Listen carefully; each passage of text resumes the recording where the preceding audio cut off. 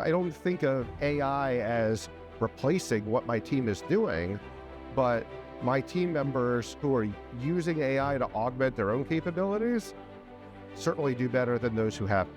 You don't understand this stuff. Somebody else will come in who does, and you're going to be left behind. The question isn't if or when, it's how quickly can it be done. We don't need people who graduate with computer science or cybersecurity UCS degrees. We need people who can think, who can solve problems, who can understand the relationship within the organization and how things work together. Welcome to the CIO podcast. We are live here at TechX in the San Jose Convention Center.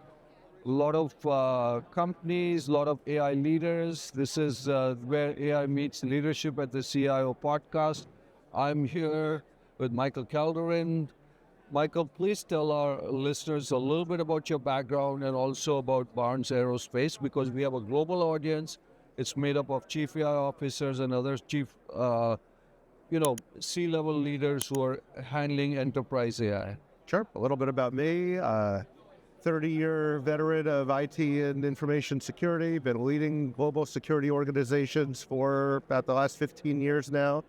Joined Barnes within the past year.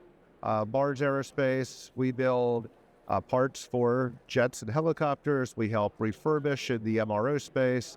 It's been an interesting transition. I spent the last almost 8 years at an electronic components manufacturer. So getting into aerospace has let me broaden the experience that I had before, but also really get a much wider depth of just what it means to provide parts that ultimately protect people's lives. Michael, the CISO role, would you say, is changing dramatically because of, well, I wouldn't say AI alone, but AI has kind of really changed it because the chief AI officers also depend on the CISO, and the CISOs in some cases depend on the chief AI officer. I just had a guest before this who is the CISO and the chief AI officer at the same time, and I've seen that a few times before. So tell our audience a little bit about the role of a CISO and how it's changed. Yeah, I'm not sure that AI itself is really responsible for the change. Okay. But like everything else, AI has certainly accelerated that. Right. I see my job really as not the chief security officer, but the chief trust officer. It's my responsibility to make sure that our employees can trust in our systems, our customers can trust in our products. It's, again, accelerated because of AI. We have to do so much more. And I was actually giving a talk about this earlier this morning. We are now the architects of risk management and culture within the organization. No longer is our job just the enforcer or the security police. We have to work with everybody throughout the organization. And this is how AI has accelerated it by democratizing access to building systems, and of course, creating risk. We now have to make sure that everybody throughout the organization is thinking about those issues in those risk terms. As you said, you're more of a trust officer, but do you think with the advent of Gen AI within an organization, the fear of prompt injections or the fear of rogue AI agents and others, the threat vectors have expanded for you from that standpoint? It depends on which tooling you adopt and how quickly you jump into the AI waters. But sure, every new technology is going to have risks and threats that we need to consider. AI is no different in that respect. Anthropic came out with their Mythos project, and then OpenAI came out with something else. And at least the word it is, and they work with a select group of companies. They've not released it publicly, especially infrastructure-related companies where they have detected a lot of vulnerabilities in a lot of systems. In fact, just a few days ago, someone said it was even in the Apple iOS operating system that it detected those things. Do you think AI is helping CISOs like you maybe from what you do in terms of, as you said, increasing the trust, so to speak? Oh, definitely. Like anything else, it has two sides to the sword. There can be downsides. Attackers could be using this technology as well. But Mythos is really interesting because the people who are going to benefit the most are your major software producers. And in kind, everybody who uses that technology. I'm not worried about, when is it going to be my turn to use Mythos. Most end user organizations have struggled with vulnerability management for years. Mythos isn't helping you fix anything. Mythos is finding new holes. What I want to see and what I'm trying to encourage in the organizations that I talk to and that I get to influence is using AI tools to repair those issues, to either find mitigating controls, to deploy patches, to test and validate that you can push them out without causing problems for the organization. And ultimately, let us bring that list of vulnerabilities down much lower. When I have no more vulnerabilities to patch, then I'll worry about how to find them faster. Michael, in terms of how CISOs should interface with, let's say, the person leading the Gen AI, if it's a chief AI officer or whatever, the CIO or the CTO, what kind of relationship should there be between the two? Sitting in my seat, take the same approach that we take with our counterparts in legal, in HR, in compliance and risk. Your chief AI officer should be your best buddy. You two could be joined at the hip. The reliance between those two personnel is going to be critical. So if you have somebody who is obviously in that role leading AI for your organization, make them your best friend. Make them your best friend. That's what Michael is saying. Michael, you work in a manufacturing facility, a very sensitive, critical manufacturing facility that's involved in critical infrastructure, defense-oriented environment. Is there a use in these kinds of environments of digital twins and other kinds of technologies that are going to help enhance some of these vectors for us? Yeah, in fact, I'll go right back to the vulnerability management point. If we can create digital twins on the fly, validate vulnerabilities have been addressed, and also validate that our production processes are not impacted negatively, that'll decrease the friction that we have. There's always a concern that downtime is going to create a lag in production, or unexpected downtime is going to come because of a patch and we didn't fully understand its impact. Part of the challenge of manufacturing is you have some very expensive equipment. You're not going to have a test lab for it.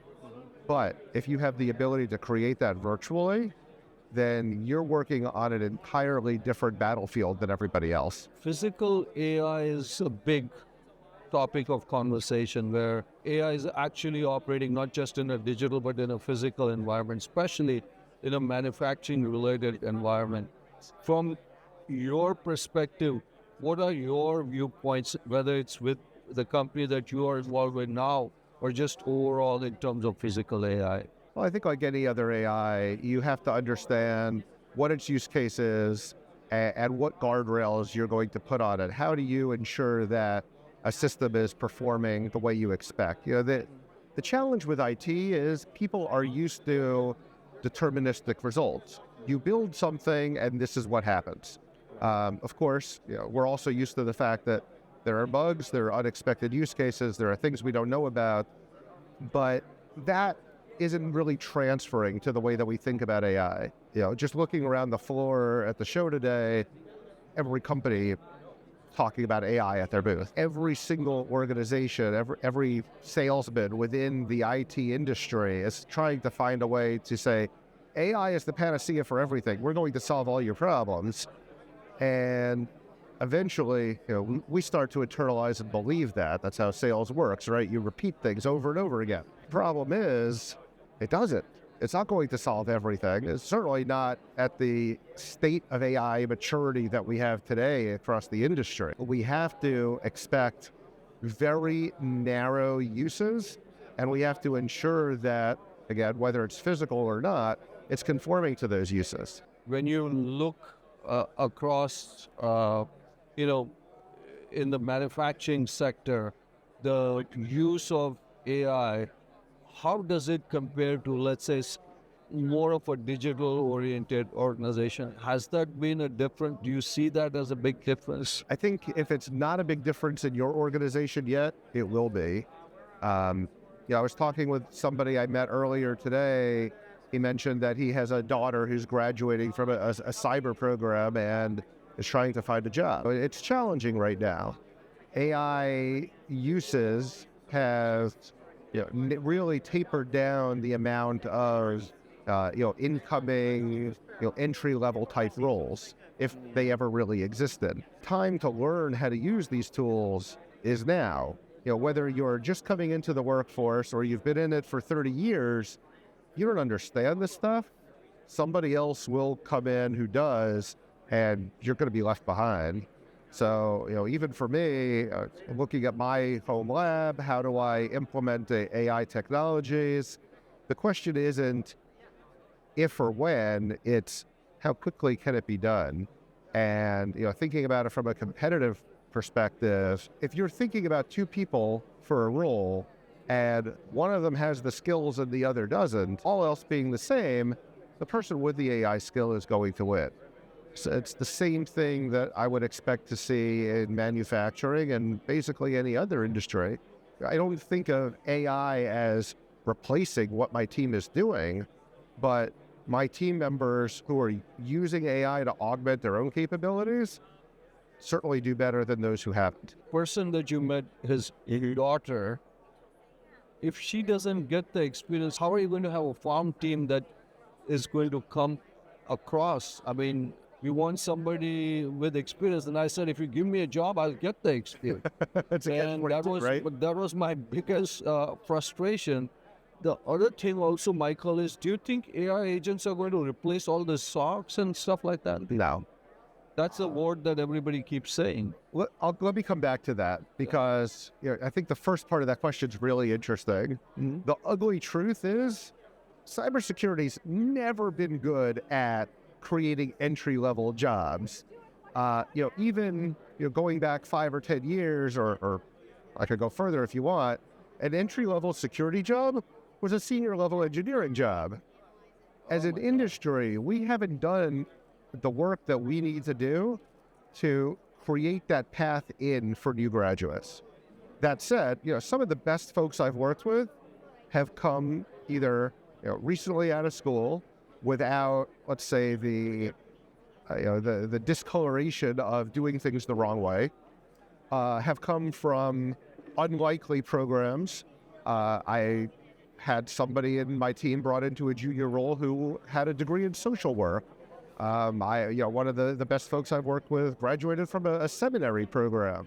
We don't need people who graduate with computer science, that's CS, or cybersecurity, UCS degrees.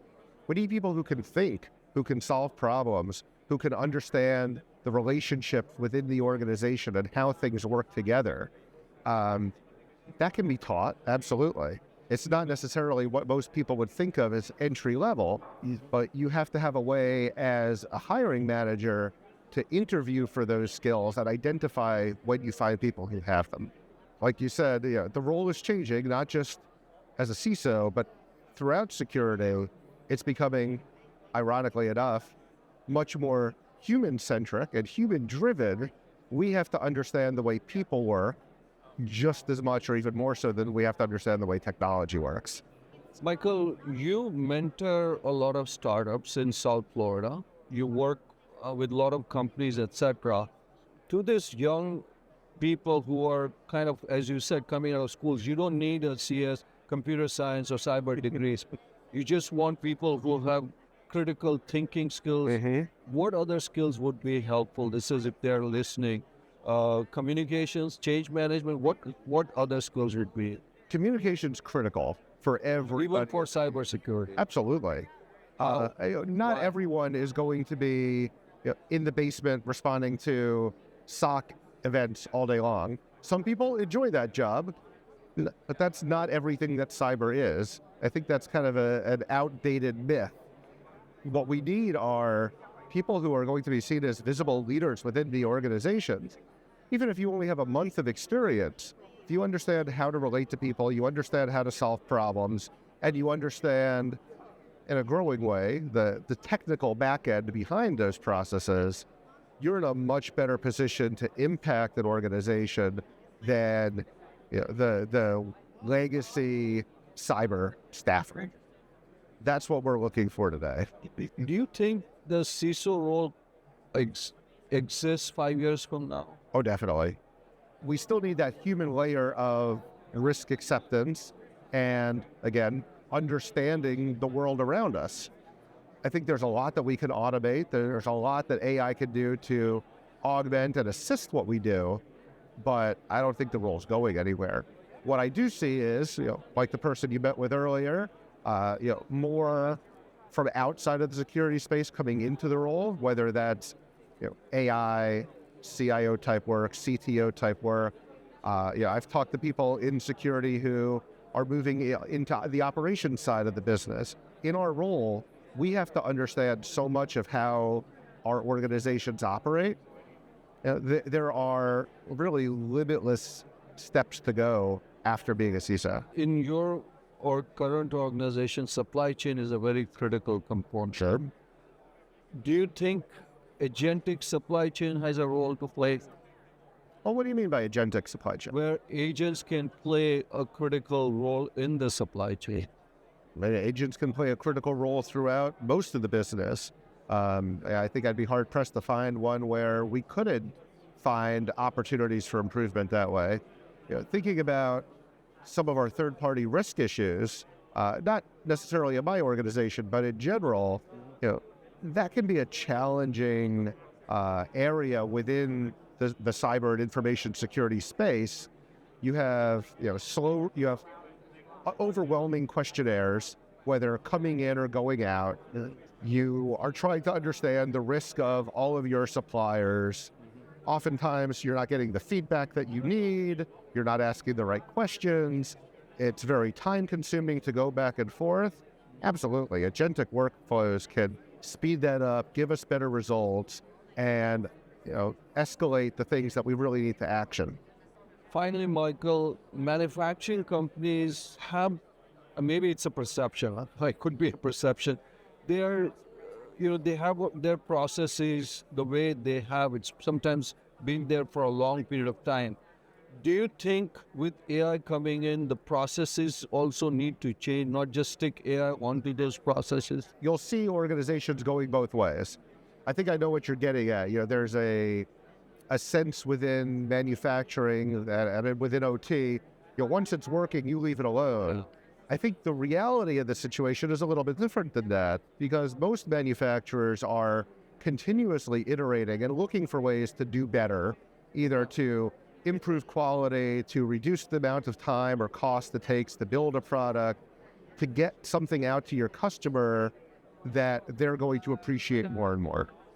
So to think that we have to be hands-off is probably not true. That said, we also want to be careful in the implementation. Yeah. And so, again, we're surrounded by people saying AI everywhere. And so companies are looking for ways to bring AI in and find those opportunities for improvement. There's the short-term gain, which probably means a bolt-on. But then there's the long-term play, which asks us, can we redefine our process around this and come up with something that didn't exist a few years ago? Michael, thanks really for taking the time. This has really been helpful. You told us a lot about cybersecurity, about manufacturing, and especially what young people need to know and what they need to do. There's, as you said, there's an opportunity. There was a couple of decades, everybody was going towards STEM. Maybe now it's time to go more towards liberal arts in many ways, or critical thinking. So thanks for really taking the time for being on the CIO podcast. Oh, my pleasure, Sanjay. Thank Thank you you so for having me. Appreciate it.